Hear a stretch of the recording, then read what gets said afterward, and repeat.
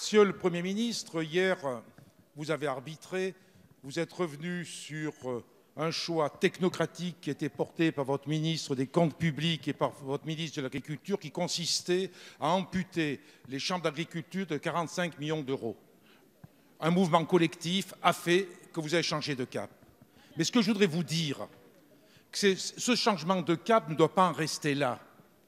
Que dans le monde agricole, et je me tourne vers le ministre de l'Agriculture, sans le provoquer, mais le sentiment, c'est un sentiment que vous agissez avec des grands moulinets, avec des grands effets d'annonce, et que les réalités ne sont pas traitées au niveau où elles devraient l'être.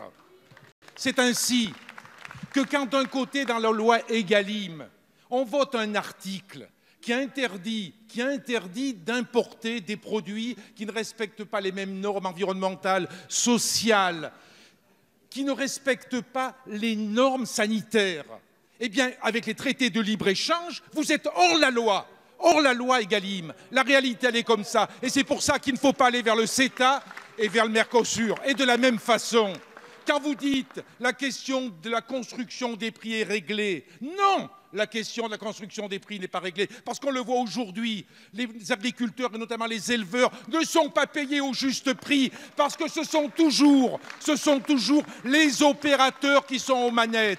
Alors nous attendons bien évidemment au niveau de la politique agricole commune, là aussi des mesures qui soient de vraies mesures, qui tiennent compte des grands enjeux de notre temps. Au niveau de la transition indispensable de notre agriculture, ce n'est pas des grands moulinets qui suffiront, il faudra des actes concrets. Merci, Monsieur le Président Chassaigne. La parole est à Monsieur le Premier ministre. Monsieur le Président, Mesdames et Messieurs les députés, Monsieur le Président Chassaigne, je réponds avec plaisir à votre question qui évoque la situation des agriculteurs français. Vous l'évoquez à travers, au fond, au moins 2 ou 3 grands sujets. D'abord sur la nécessité d'obtenir des résultats. Car nous pouvons toujours nous entendre sur un certain nombre d'intentions, pas sur toutes peut-être d'ailleurs, mais sur un grand nombre. Encore faut-il obtenir des résultats. Et vous évoquez cette question à travers celle de l'augmentation du revenu des agriculteurs, liée à leur travail. Nous le savons tous, les agriculteurs souhaitent obtenir une revalorisation de leurs revenus grâce à leur travail et certainement pas grâce à des subventions. Nous le savons. Comment est-ce que nous l'obtenons? Nous essayons de l'obtenir en transformant la façon dont le prix est construit et en pesant de toute la force qui est possible sur les grands consommateurs, les transformateurs, l'industrie, les acheteurs.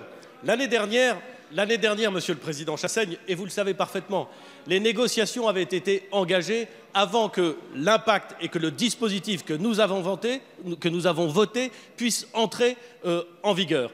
Il nous appartient, à nous le gouvernement, mais en vérité, à l'ensemble des acteurs du monde de l'agriculture, de peser pour que, justement, nous observions filière par filière la remontée des prix et, plus exactement, la remontée de la valeur vers le revenu des agriculteurs.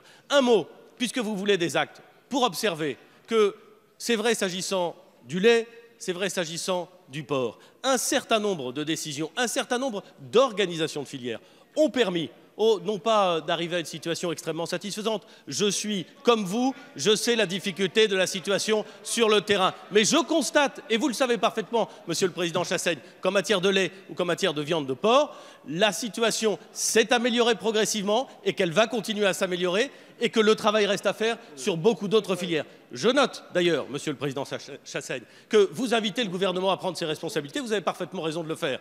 C'est ce que nous faisons.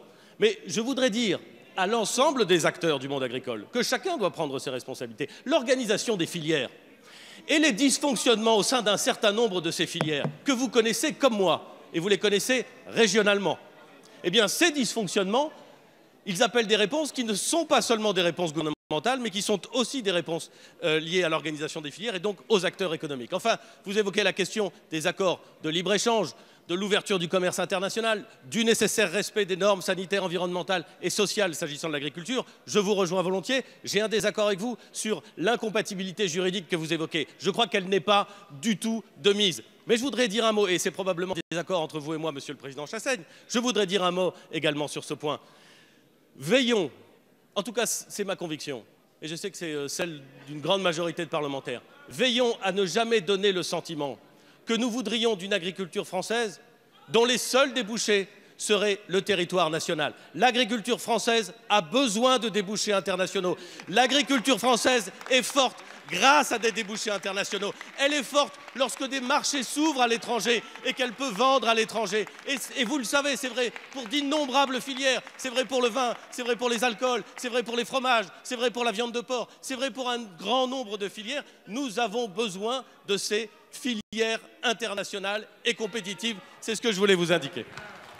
Merci, Monsieur le Premier ministre. Monsieur le Président, quelques brèves secondes.